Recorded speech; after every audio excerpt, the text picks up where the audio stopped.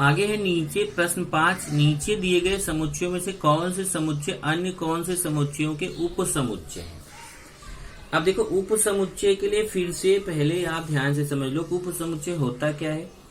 अगर एक समुच्चय है उसके अंदर, जैसे मान लो समुच्चय ए है और उसके अंदर दूसरा समुच्चय आ रहा है, तो ये जो समुच्चय बी है ना, इसको उप समुच्चय बोला जाएगा। जो अंदर वाला है उप समुच्चय बोला जाएगा। उसको पहले लिखेंगे और उप समुच्चय का निशान बनाएंगे और फिर ए लिखेंगे जिसका वह समुच्चय है। तो यहाँ जैसे देखिए मैं आप क्वेश्चन पढ़िए क्या है। पुणे के निवासियों के समुच्चय को पी से प्रदर्शित किया गया। मध्य प्रदेश के निवासियों को समुच्चय को एम से प्रदर्शित किया गया। इंदौर के निवासियों को समुच्चय को आई से प्रदर्शित किया गया। भारत के निवासियों के समुच्चय को बी से प्रदर्शित किया गया और महाराष्ट्र के निवासियों को समुच्चय को एच से प्रदर्शित किया गया। तो ये 4 समुच्चय दिए गए, 1 2 3 4 5 समुच्चय दिए गए। ये पुणे के निवासियों का है, ये मध्य प्रदेश के निवासियों का है, ये इंदौर के निवासियों का है, ये भारत के निवासियों का है, ये महाराष्ट्र के निवासियों का है। इन समुच्चयों में से कौन सा समुच्चय इस प्रश्न के लिए विश्व समुच्चय माना जा सकता है। तो हमें ये 2 क्वेश्चन है। पहले तो ये बताना है कि इसमें से कौन किसका उप समुच्चय है, ये पता करना है। और दूसरा इन सब में से कौन ऐसा है जो विश्व समुच्चय हो सकता है। ये 2 क्वेश्चन है। 2 क्वेश्चन यहाँ पूछा, आप यहाँ पे देख सकते हैं बुक में क्वेश्चन है। प्रश्न 5, निम्नलिखित समुच्चयों में से कौन सा समुच्चय दूसरे कौन से समुच्चय का उप समुच्चय है। लिखिए। ये पी पुणे के निवासियों का समुच्चय है, एम मध्य प्रदेश के निवासियों का समुच्चय है, आई इंदौर के निवासियों का समुच्चय है, बी भारत के निवासियों का समुच्चय है, एच महाराष्ट्र के निवासियों का समुच्चय है। दूसरा पूछा उपयुक्त समुच्चयों में से कौन सा समुच्चय विश्व समुच्चय कहा जाएगा। ये इतना बड़ा सा क्वेश्चन है पर आंसर इतना बड़ा नहीं है। ये देखिए, इसको समझाने के लिए मैंने वेन आकृति बनाया। वेन आकृति यहाँ बनाने के लिए नहीं बोला है, पर वेन आकृति से आपको सीधा आंसर पता चल जाएगा। जैसे देखिए, सबसे पहले तो ये भारत है और भारत के समुच्चय को यहाँ देखिए बी बोला है। भारत के समुच्चय को बी से प्रदर्शित करेंगे, तो भारत के समुच्चय को हमने बी से प्रदर्शित किया। फिर भारत के अंदर मध्य प्रदेश आता है, क्योंकि भारत का एक राज्य है मध्य प्रदेश। तो भारत के अंदर ही देखिए हमने एक राज्य ले लिया मध्य प्रदेश, और भारत के अंदर ही महाराष्ट्र आता है। महाराष्ट्र एच, ये देखिए मध्य प्रदेश को एम से प्रदर्शित किया है और मध्य प्रदेश को एम से और महाराष्ट्र को एच से। तो ये देखिए हमने मध्य प्रदेश को एम से प्रदर्शित कर दिया और ये समुच्चय एच महाराष्ट्र। तो मध्य प्रदेश भारत के अंतर्गत आता है और महाराष्ट्र भी भारत के अंदर आता है।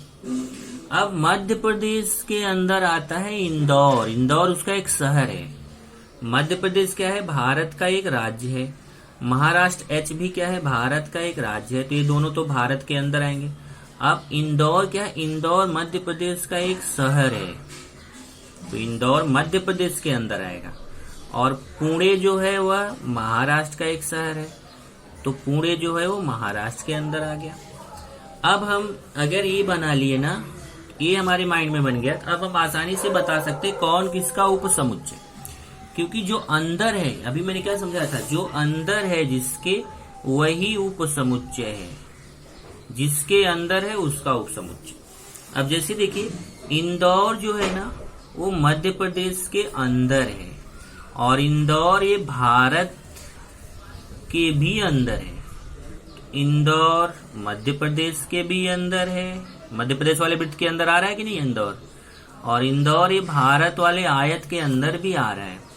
इसलिए इंदौर मध्य प्रदेश का भी उपसमुच्चय है, इंदौर भारत का भी उपसमुच्चय है। यहाँ देखिए, यहाँ पे दिया है इंदौर के निवासी मध्य प्रदेश तथा भारत दोनों के निवासी है। इंदौर के जो निवासी है वो मध्य प्रदेश के भी निवासी है और भारत के भी निवासी है। इसलिए जो इंदौर आई है, आई एम का उपसमुच्चय है। ये देखिए, आई उपसमुच्चय है एम का, और आई बी का भी उपसमुच्चय है। आई जो है भारत के अंदर भी आ रहा है, तो आई बी का भी उपसमुच्चय। तो आई मध्य प्रदेश में आ रहा है, तो आई उपसमुच्चय एम का है, और आई भारत के अंदर भी आ रहा है तो आई उपसमुच्चय बी, तो आई उपसमुच्चय एम, आई उपसमुच्चय बी। इसी तरीके से देखिए पुणे, ये पुणे जो है वह महाराष्ट्र के अंदर भी आ रहा है और पुणे भारत के अंदर भी आता है। पुणे ये शहर है जो मध्य प्रदेश राज्य में आता है और यही पुणे शहर भारत देश में भी आता है, इसलिए पुणे जो है वो महाराष्ट्र के, पुणे एच मतलब महाराष्ट्र, पुणे महाराष्ट्र के अंदर भी आता है और पुणे भारत के अंदर भी आता है, इसलिए पी उपसमुच्चय एच तथा पी उपसमुच्चय बी। पुणे के निवासी महाराष्ट्र के तथा भारत के दोनों के निवासी हैं, इसलिए पी उपसमुच्चय एच, ये देखिए पी उपसमुच्चय का निशान है, उपसमुच्चय एच और पी उपसमुच्चय बी। अब आगे देखिए, ये जो मध्य प्रदेश है ये भारत के अंदर आ रहा है, मध्य प्रदेश आ रहा है ना भारत के अंदर, ये मध्य प्रदेश वाला वृत्त जो है वो भारत वाले आयत के अंदर आ रहा है, इसलिए एम उपसमुच्चय बी। ऐसे ही ये महाराष्ट्र वाला जो वृत्त है ये भी भारत वाले आयत के अंदर आ रहा है, इसलिए महाराष्ट्र का समुच्चय एच भी बी का उपसमुच्चय।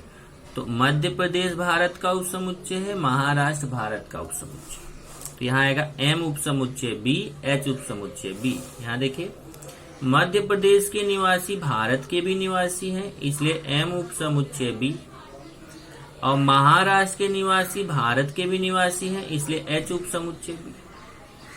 तो फिर से शॉर्ट में आई उपसमुच्चय एम, आई उपसमुच्चय बी, पी उपसमुच्चय एच, पी उपसमुच्चय बी, एम उपसमुच्चय बी, एच उपसमुच्चय बी। ये आंसर हो गया।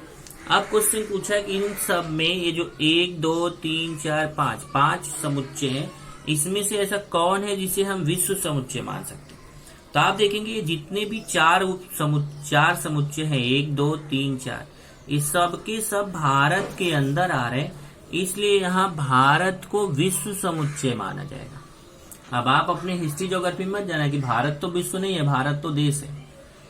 गणित में सोचिए कि जिसके अंदर सब आते हैं वही विश्व समुच्चय। हमारे इस प्रश्न में केवल इस प्रश्न को सोचो, पूरा मत सोचो, दूसरे प्रश्न मत देखो, केवल इस प्रश्न में भारत के अंदर ये चारों आ रहे हैं, इसलिए भारत जो है वह विश्व समुच्चय माना जाएगा। ये देखिए इसीलिए लिखा है यहाँ पे, इस प्रश्न में भारत के अंदर सभी आते हैं, इसलिए समुच्चय बी जो कि भारत है को विश्व समुच्चय मान सकते हैं। इस तरीके से आपका ये 5वां प्रश्न हो जाता है। 2 प्रश्न और बच रहे हैं, प्रश्न 6 और 7। प्रश्न 6 और 7 इसको हम लोग अगले लेक्चर में करेंगे।